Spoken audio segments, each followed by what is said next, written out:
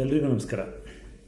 ಈಗ ಆರೋಗ್ಯದ ಬಗ್ಗೆ ಎಲ್ಲರೂ ಮಾತಾಡೋರೆ. ಇತ್ತೀಚೆಗೆ ನಾನು ಈ ಕೆಲವೊಂದು ಯೂಟ್ಯೂಬಲ್ಲಿ ಅಥವಾ ಶಾರ್ಟ್ಸಲ್ಲಿ ನೋಡಿದರೆ ಎಲ್ಲರೂ ಕೂಡ ಆರೋಗ್ಯದ ಬಗ್ಗೆ ಮಾತಾಡ್ತಾರೆ.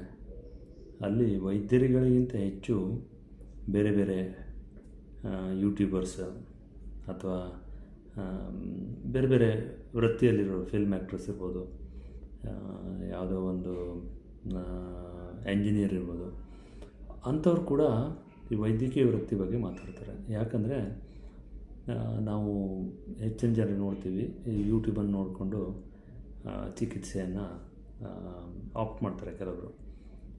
ಕೆಲವರು ಕೇಳ್ತಾರೆ, ಇದರ ಸರ್ಜರಿ ಬೇಕೋ ಬೇಡವೋ.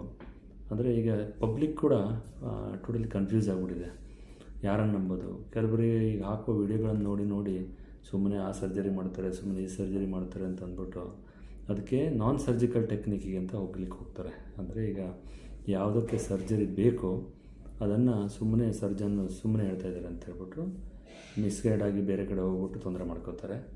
ಇಲ್ಲಾಂದರೆ ಕೆಲವೊಂದಕ್ಕೆ ಸರ್ಜರಿ ಬೇಡ ಅಂದರೂ ಮಾಡ್ತಾಯಿದ್ದಾರೆ ಅಂತ ತಿಳ್ಕೊಂಡು ಮಾಡಿಸ್ಕೊಳ್ದೆ ಹಾಗೇ ತೊಂದರೆ ಮಾಡ್ಕೋತಾರೆ. ಈ ರೀತಿದೆಲ್ಲ ಕೆಲವೊಂದು ತೊಂದರೆಗಳಾಗ್ತಾ ಇರೋದನ್ನು ನಾನು ಇತ್ತೀಚೆಗೆ ನೋಡ್ತಾ ಇದ್ದೀನಿ.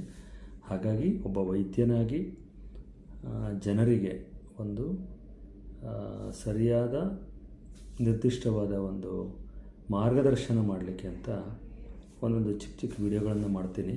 ಅದನ್ನು ನೋಡಿ ನೀವು ಸ್ವಲ್ಪ ಕೇಳ್ಕೊಳ್ಳಿ ಸ್ವಲ್ಪ. ಯಾಕಂದರೆ ಆರೋಗ್ಯದ ಬಗ್ಗೆ ತಿಳ್ಕೊಳ್ಳೋದು ಬಹಳ ಇಂಪಾರ್ಟೆಂಟ್. ಆರೋಗ್ಯದ ಬಗ್ಗೆ ನಾವು ತುಂಬ ಇಗ್ನೋರ್ ಆಗಿರಬಾರ್ದು. ಈಗ ಚಿಕ್ಕ ಪುಟ್ಟದು, ಫಾರ್ ಎಕ್ಸಾಂಪಲ್, ಈಗ ಒಂದು ಇನ್ಫೆಕ್ಷನ್ ಆಗಿದೆ ಅಂತ ತಿಳ್ಕೊಳ್ಳಿ, ಒಂದು ಉಗುರು ಸುತ್ತಾಗಿದೆ ಅಥವಾ ಇನ್ಫೆಕ್ಷನ್ ಆಗಿದೆ, ಏನು ಮಾಡಬೇಕು?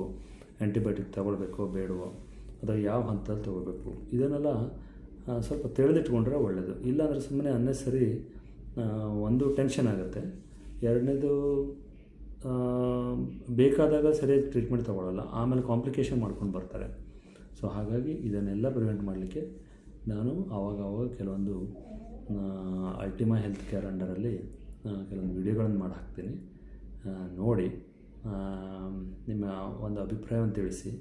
ಈ ರೀತಿಯ ಒಂದು ವಿಡಿಯೋಗಳು ಒಬ್ಬ ಡಾಕ್ಟ್ರಿಂದ ಬಂದಾಗ ನಿಮಗೆ ಜೆನ್ಯೂನ್ ಆಗಿ ನಿಮಗೆ ಒಂದು ಹೆಲ್ಪ್ ಆಗ್ಬೋದು ಅಂತ ನಾನು ಒಂದು ಉದ್ದೇಶದಿಂದ ಈ ವಿಡಿಯೋಗಳನ್ನು ಮಾಡ್ತೇನೆ.